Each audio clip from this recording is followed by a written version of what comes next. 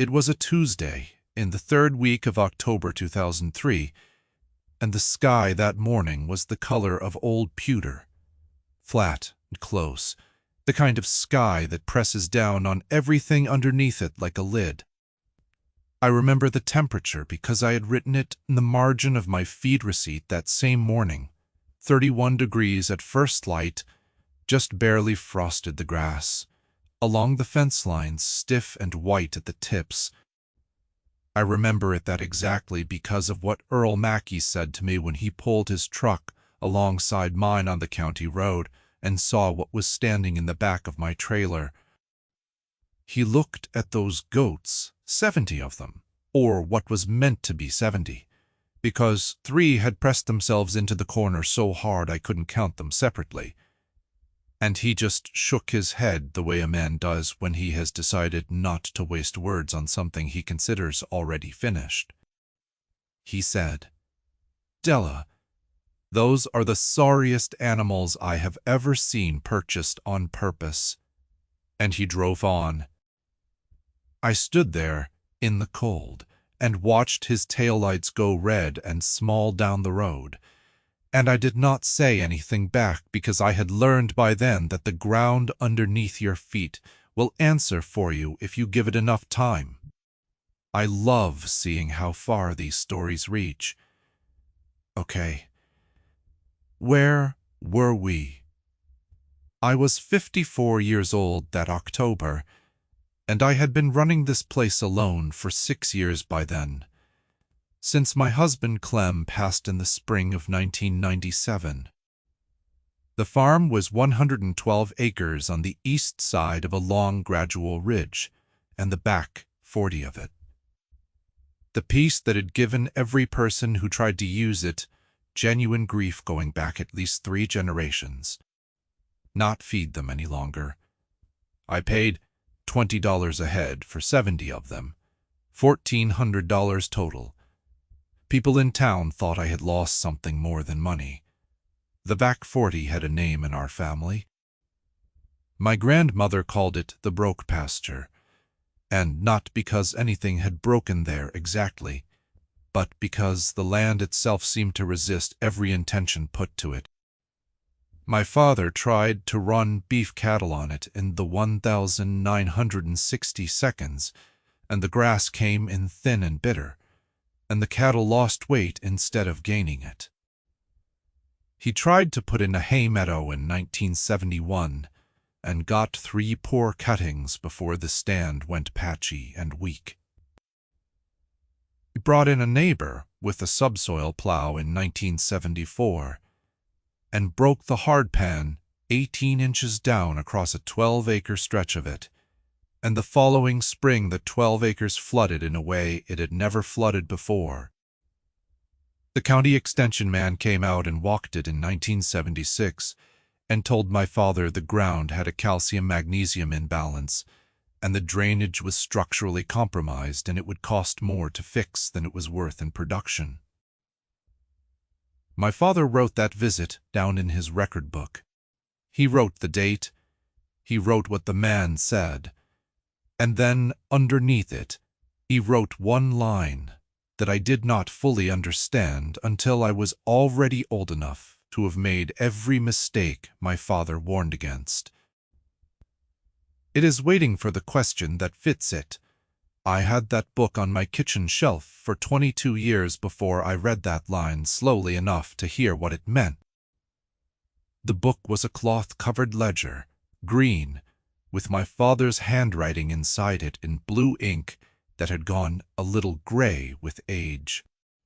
He had kept it from 1961 until 1983, the year his hands got bad enough that writing became more work than it was worth to him. It was not a diary. He was not that kind of man. It was a record. Rainfall amounts. Soil temperatures taken with a probe. He had ordered from a seed catalog. The weights of animals at purchase and at sale. The prices he paid for inputs. And what he received at market. And scattered through all of it.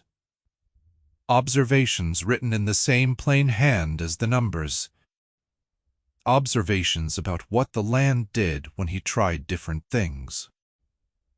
There was an entry from August of 1969, mid-drought, when the creek that ran along the south edge of the back 40 dropped to almost nothing, and he had walked that creek bed and noticed that in 3 specific spots the mud stayed wet even when everything around it was cracked and pale. He wrote down exactly where those spots were. He described them in relation to fence posts and a particular bent cottonwood that I still knew the location of when I read it 34 years later. And then he wrote, "Something is moving underneath here that the drought has not found." I read that sentence on a January night in 1999, sitting at the kitchen table with the ledger open and a cup of coffee gone cold beside me. And I felt something shift in my chest that was not quite excitement and not quite sorrow. It was more like the feeling of recognizing a face in a photograph. You have looked at 100 times and suddenly understood who it belongs to. I did not do anything immediately. That is the honest part of this story, and I will not skip it. I read that entry in January of 1999, and I sat with it for nearly 5 years before I acted on it in any serious way, and in that time I turned it over in my mind the way you turn a stone you are not yet sure how to use. I mentioned it once to my neighbor Ruth Ann Bosley, who had been farming the parcel adjacent to mine since before I married Clem, and who had a way of listening to an idea without either encouraging it or laughing at it. I told her what my father had written about the wet spots in the dry creek bed. She asked me 3 questions. She asked how deep I thought the water was. She asked how many acres were directly above it. And she asked what I planned to do once I knew the answer. I did not have answers to any of those questions yet. She said, "Well, when you do, let me know what you find." And that was all. It was exactly enough. In the summer of 2001, I walked the back 40 with a set of tools I will describe plainly, because the plainness is part of what matters. I had a soil probe, a 12-inch and a 36-inch, both of which had belonged to my father. I had a clipboard with a hand-drawn grid of the 40 acres ruled off in roughly 1-acre squares. I had a roll of surveyor's flagging tape, orange, and a box of wire flags. And I had my father's ledger in a canvas bag over my shoulder, open to the page with the August 1969 entry, because I needed to find that bent cottonwood and the fence posts he had described, and I needed to stand in the 3 spots he had named and put the probe in the ground myself. It took me the better part of 3 days to do this properly, and I will tell you what I found. In 2 of the 3 spots my father had marked, the soil at 36 inches was not the dense clay I expected. It was darker, and it held moisture at a depth that made no sense given how dry the summer had been. The 3rd spot was drier than the other 2, but even there the subsoil had a different character than what I was pulling up in the surrounding area, less compact, with a faint, organic darkness that suggested something had been moving through that layer for a long time. I pushed the long probe down as far as it would go, which was about 40 inches with the handle extension, and in the first 2 spots I felt it go into something yielding at the very bottom of its reach, not soft like mud, yielding like saturated sand, like something that had water in it, that had been there a long time and was not going anywhere. I stood in that field for a long while after the 3rd day of probing. The sky was going orange and flat the way it does in late July when the heat is breaking, and the grasshoppers were loud in the dry grass around me, and I just stood there and looked at the 40 acres and thought about what my father had written. And I understood that they were not describing the same piece of ground. The extension man had looked at the surface and told my father what it would cost to fix what was broken. My father had looked underneath and found something that was not broken at all. The question my father had written about, the question that fit the ground, was not how to drain it or amend it or force it into a shape it did not want to take. The question was, what animal, what use, what system would work with what was already happening underneath that soil rather than against it? That was when I started reading seriously about goats. Not dairy goats, not meat breeds raised in optimum conditions with high-protein feed and clean water piped to them twice a day.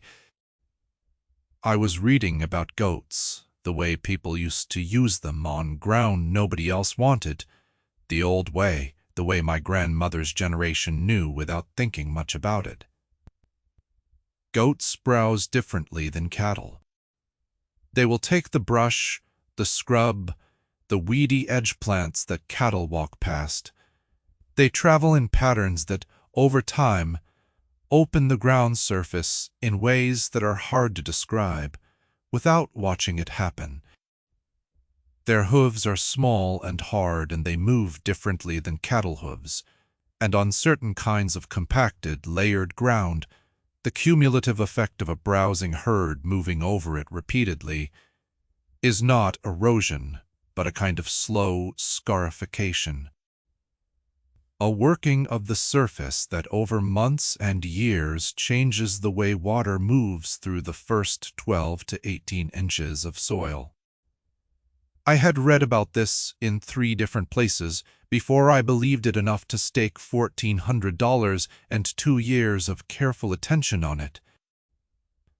One was a passage in an agricultural bulletin from the 1,930 seconds that I found in a box of my father's papers. One was a chapter in an old livestock management book printed in 1947 that Ruth Ann had on her shelf. And the third was a single paragraph in my father's green ledger, an entry from 1962, where he described watching a neighbor's mixed goat herd graze a brushy hillside for one season, and noting that by the following spring, he had written, "The ground is not broken. It is waiting for the question that fits it." He had written that sentence twice in the book, once in 1962 and once in 1976. I had only found the 1976 instance the first time I read it. When I found the 1962 instance sitting at that kitchen table in January of 1999, I understood that he had been circling the same answer for 14 years and had never quite arrived at it, and I felt the particular grief of a lesson that came one generation too late to be useful to the person who discovered it. But it was not too late for the ground. That is the thing I held on to. So, in October of 2003, I drove 4 hours and paid $1,400 for 70 goats that Earl Mackey considered the sorriest animals purchased on purpose, and I brought them home and I put them on the back 40, and I watched what happened. Not passively, I watched the way my father watched, with the probe and the clipboard and the grid map and exact dates written next to exact observations. I am going to tell you what that looked like, because the watching is the whole of the method, and I do not want to skip past it. The goats were in poor condition when I bought them. Ribs showing, coats rough, several of them with the dull eyes that come from a long time of not enough. I spent the first 6 weeks getting them functional before I asked anything of them. Good hay, clean water, a mineral block with the selenium and copper levels right for this part of the country. I lost 2 in the first month, an old doe and a young wether who had already been too far gone when I loaded them. That left 68 animals. By December, the coats were improving. By February of 2004, the herd looked like a different group of animals entirely, and I began moving them in a rotation across the back 40 that I had mapped out on my grid through the fall. The rotation was not complicated, but it required discipline. I divided the 40 acres into 8 roughly 5-acre sections, and I moved the herd through them on a 19-day cycle. They spent no more than 2.5 days in any single section before I moved them to the next. This is the part that most people, when I tried to explain it later, did not understand the importance of.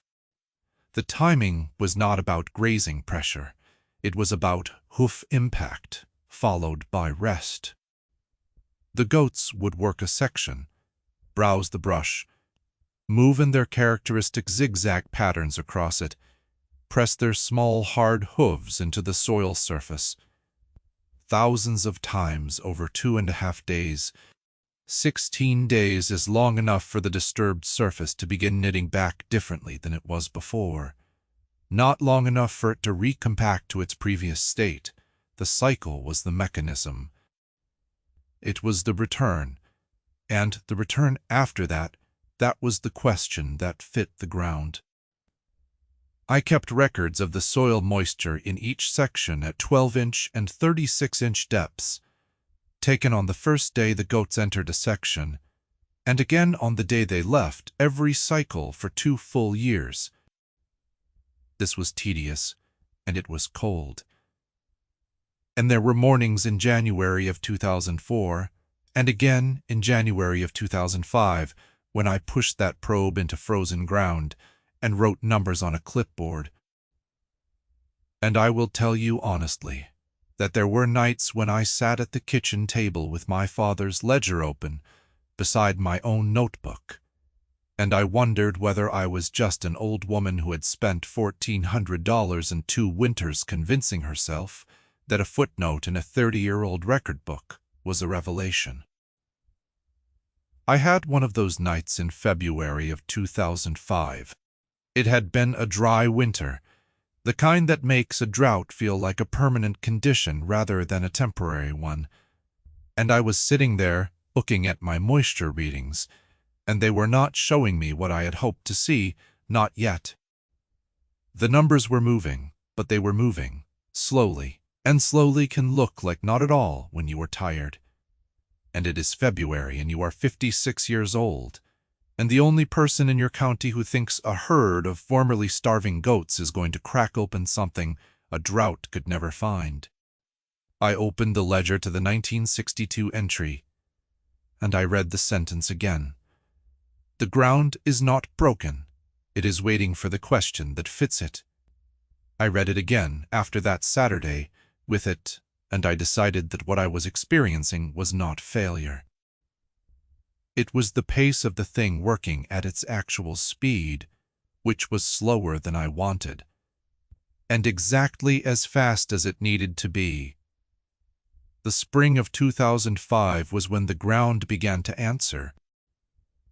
In the sections the goats had rotated through the most often, the sections nearest the 2 probe sites where I had found the saturated sand layer, the grass coming up in March was different. Thicker, yes, but also greener. At an earlier date, greener than the surrounding ground, and with a different species composition than I had seen in that pasture in my lifetime. Grass that needs more consistent subsurface moisture to establish itself was coming up in places where I had never seen it before. I did not announce this. I went back to my probe and I pushed it down 36 inches in those sections, and I compared the reading to what I had written in October of 2003. The baseline, the starting point, the moisture at depth had increased. not in a way that would have impressed anyone who was looking for drama, but measurably, consistently, in a direction that had one explanation when I looked at it alongside everything else I had been watching. By June of 2005, there was standing water in one of the two low spots after a rain that lasted less than an hour. Not flooding, standing water, the kind that collects when the ground underneath has become permeable enough to let surface water down and then hold it in a layer where it stays. I had not seen standing water in that spot after a light rain in the 24 years I had lived on this farm. My father had described it in 1962 as a spot that drained immediately after any rain, because the hardpan was so close to the surface that water had nowhere to go but sideways and away. The hardpan was still there. The goats had not removed it. What they had done through 2 years of rotation was open the layer above it in a way that allowed the infiltration to happen differently. And what was infiltrating was finding its way to the saturated zone my father had found with his notes. And that zone was now expressing itself upward in the way that a confined water layer does when the pressure above it changes. In August of 2005, near the end of a stretch of 11 dry days, I walked to the bent cottonwood and I stood in the creek bed and I looked at the mud at my feet. But the mud in the bed at those 3 spots my father had marked in August of 1969 was wet, in a way the surrounding bed was not. The drought had not found it. I stood there for a long time and did not say anything to anyone till I had looked at it on 3 separate mornings and confirmed it was not going to go away. Then I called the State University Extension Office and asked if anyone in the Water Resources Department would be willing to come look at something. I was transferred twice and eventually reached a young man named, I will call him the verifier, because what he did was verify, and his name is his own, who was doing graduate research in groundwater behavior in agricultural settings. He came out on a Wednesday in September of 2005, and he brought instruments I will describe as well as I can remember them, a ground-penetrating radar unit on a small cart that he pushed across the surface, a set of piezometers he drove into the ground at several locations to measure water pressure at depth, and a moisture meter that was more sophisticated than my probe, but measuring the same basic thing. He was polite, and he was young, and he was skeptical in the way that well-trained young people are, which is a kind of skepticism I respect because it is honest about its own basis. He spent most of the day out on the back 40, and I gave him my 2 years of probe records, organized by section and date, and I gave him a copy of the relevant pages from my father's 1969 ledger entry with the wet spots marked. He read those pages very carefully. He came back to the farmhouse in the late afternoon, when the light was going orange and flat, and he sat down at my kitchen table, and he was quiet for a moment. It was the same quiet I had felt in January of 1999, when I first understood what my father had been circling for 14 years. He said, I can't fully account for the rate of change in the subsurface moisture profile given the precipitation record for this area over the past 2 years. He paused. Then he said, the management history you've documented is the most plausible explanation for what I'm measuring. He did not say I was right. He said the management history was the most plausible explanation. I considered that exactly sufficient. I poured him a cup of coffee, and we sat for a while, and he asked me questions about the rotation timing and the stocking density, and I answered them as precisely as I could. When he left, he said he would like to return in the spring and take additional measurements. I told him he was welcome any time. Earl Mackey came by that fall.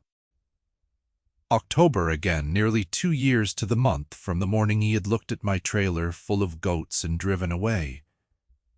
He did not stop to talk in any organized way. He slowed his truck on the road and looked out the window at the back 40 for a while, and I was standing near the fence and I did not say anything, and he did not say anything for a long moment. Then he said, "Grass looks different back there." I said it did. He nodded once and drove on. That was all. I did not need it to be more than that. By the close of 2005, I had a back 40 that was behaving differently than it had in any recorded period of this farm's history.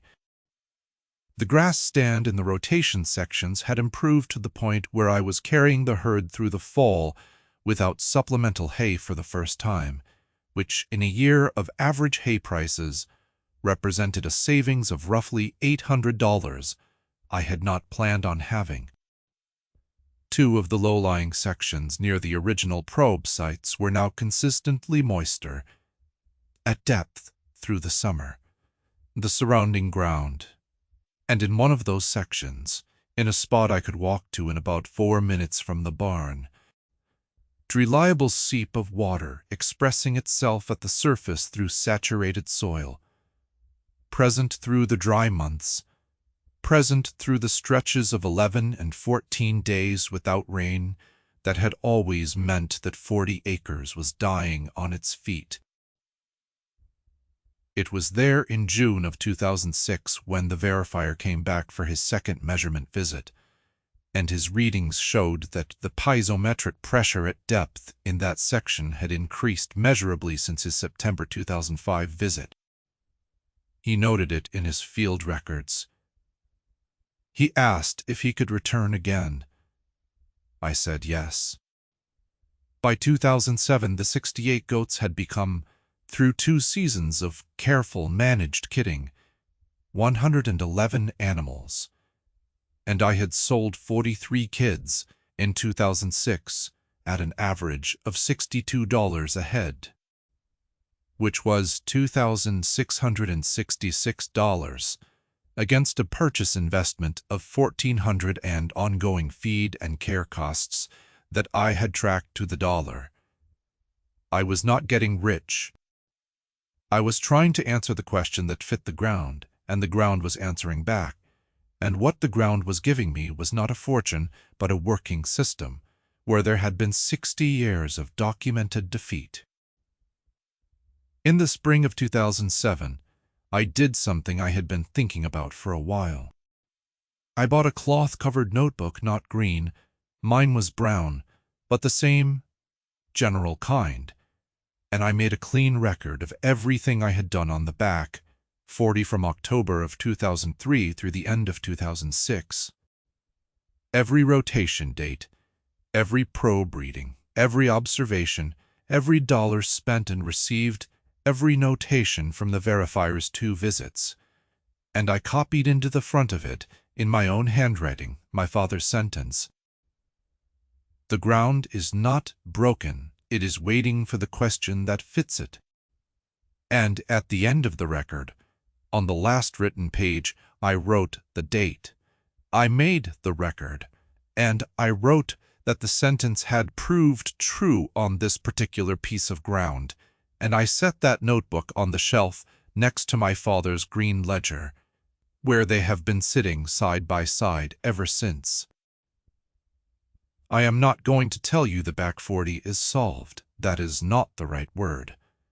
Solved implies a final state, and ground does not work that way, or at least this ground does not. What I will tell you is that it is managed in a way that is working, and working means something specific to me. It means the land is doing more than it was, in a direction that can be sustained with tools that cost less than the problems they replaced. The goats are still there. The rotation is still running, refined a little now, adjusted as the sections have changed, and as I have learned which spots need more time and which need less. The seep in Section 4 is still expressing in July. The verifier came back a third time in 2009 and a fourth time in 2012, and each time his instruments confirmed what I could see plainly with my own eyes, and that 68 goats found the rest of the way too in the years between. My father wrote that sentence the first time in 1962. He wrote it again in 1976. I found it and began to act on it in 2003. That is a gap of 41 years between the first writing and the first serious test. I do not dwell on that gap as a loss. I do not have the luxury of dwelling on it, and neither did my father. He was farming, and farming does not leave you time to grieve the experiments you cannot afford to run yet. What I do is look at my brown notebook on the shelf beside his green one, and I think about the person who might read both of them one day, and I hope they are patient enough to read them slowly. The ground is not broken. It is waiting for the question that fits it. If you have a piece of ground, or a problem, or an old record you have not read slowly enough yet, that sits with you the way the back 40 sat with me, I would like to hear about it. Leave it in the comments. Tell me what the question is that you are still trying to find the shape of. I read them. I think about them. And sometimes the best thing one stubborn piece of difficult ground can do for another is just confirm that waiting for the right question is not the same thing as giving up.